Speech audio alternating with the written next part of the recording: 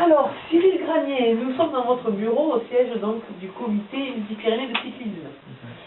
Vous venez juste d'arriver au poste de CTS de la région Midi-Pyrénées. Racontez-nous un petit peu votre parcours.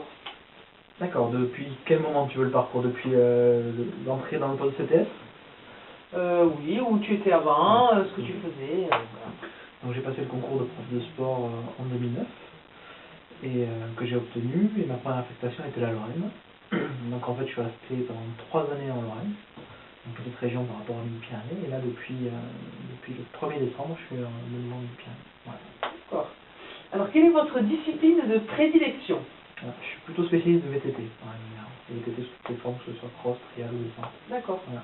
Vous avez pratiqué en tant que coureur ou c'est juste une passion qui...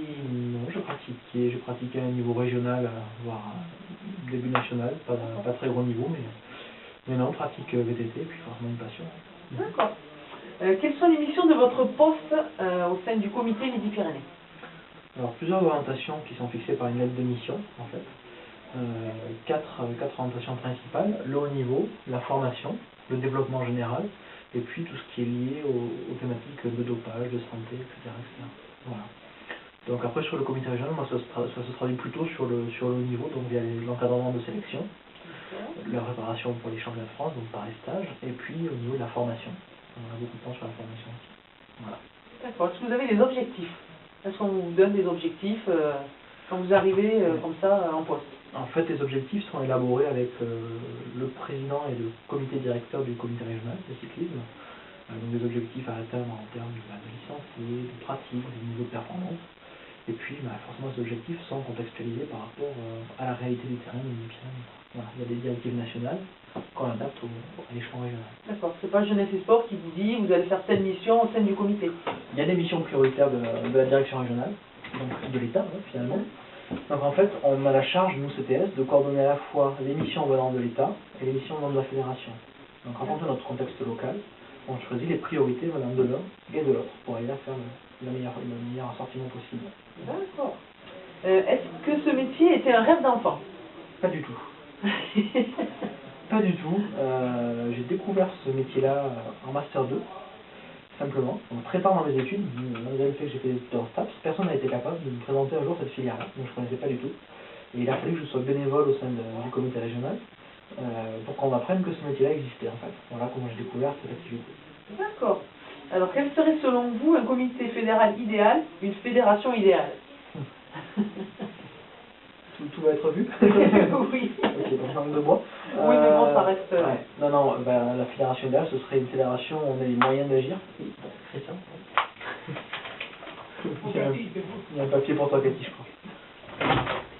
On va couper au montage. Ouais, donc le comité idéal, ce serait... ce qui est dur dans un comité régional, c'est la cohabitation avec les bénévoles. C'est là-dessus que ça pose souvent problème. Donc l'idéal dans un comité régional serait d'avoir plusieurs salariés, notamment sur des missions de développement. Si on avait déjà rien que ça, rien qu'un comité avec des gens qui soient sur des actions de développement du comité, comme on peut dans les autres fédérations, un peu riches, comme le handball ou le foot ou le rugby, là on pourrait progresser énormément. Donc ça, rien que quelque chose comme ça à l'échelon régional, ça pourrait être énorme. Et puis au niveau national, après je ne suis pas assez impliqué au niveau de la structuration de la fédération à l'échelon national, mais bon, je crois qu'on est tous lucides pour se dire que les fédérations en général sont dirigées par des personnes assez anciennes, et parfois ils n'ont pas les idées assez jeunes ou assez... Pas si ouvert d'esprit? Ouais, ça peut arriver surtout en cyclisme. Donc voilà, peut-être mettre un peu plus de jeunesse et essayer de réunir tout ça, quoi. Voilà. Et alors que pensez-vous du cyclisme féminin? Et si vous aviez une fille, aimeriez-vous qu'elle fasse du vélo? Alors, si j'avais une fille, je voudrais qu'elle fasse du vélo, du BMX plutôt. Je refuserais qu'elle soit sur la route. Ouais. D'accord. Je ne mettrai jamais mes enfants au scooter, ça m'étonnerait. Mais sur la route encore moins, parce que je trouve ça hyper dangereux et que moi le BMX c'est quelque chose de ludique et un cadre sécurisé, donc ça me fait bien pour ça. Surtout quand on est des gamins, je pense qu'on va rester vigilant sur la sécurité.